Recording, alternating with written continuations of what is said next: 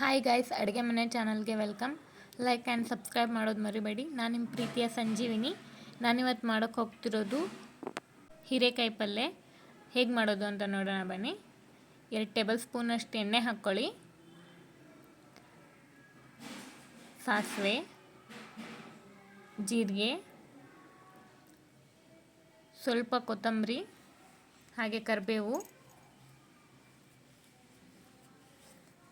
Onion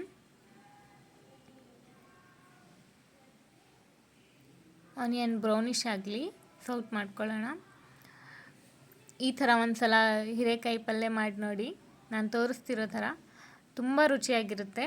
tomato ಹಾಕ್ಕೊಳ್ಳಿ. Onion brownish ಆಗಿದೆ.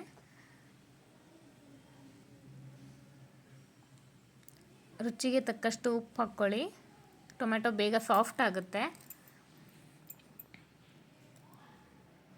ತುಂಬ ಹೆಲ್ದಿಯಾಗೂ ಮಾಡ್ಬೋದು, ಹಾಗೆ ಬ್ಯಾಚುಲರ್ಸ್ ಕೂಡ ಬೇಗ ಮಾಡ್ಕೋಬೋದು. ಇವಾಗ ಕಟ್ ಮಾಡಿ ಇಟ್ಕೊಂಡಿರೋ ಹೀರೆಕಾಯಿ ಹಾಕ್ಕೊಳ್ಳೋಣ.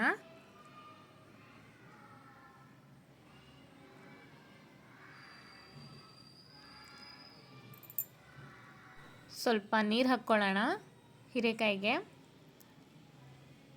ಹೀರೆಕಾಯಿ ಸಾಫ್ಟ್ ಆಗಲಿ.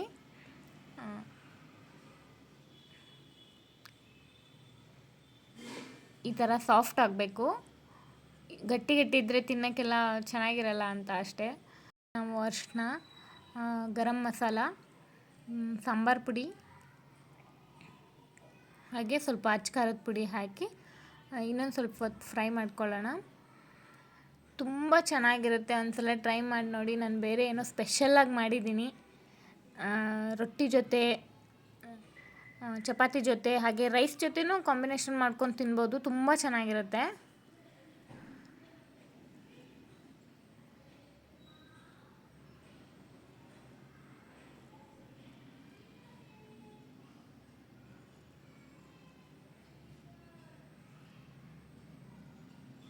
ಎಷ್ಟು ಚೆನ್ನಾಗಿ ಎಣ್ಣೆ ಎಲ್ಲ ಮೇಲೆ ಬಂದಿದೆ.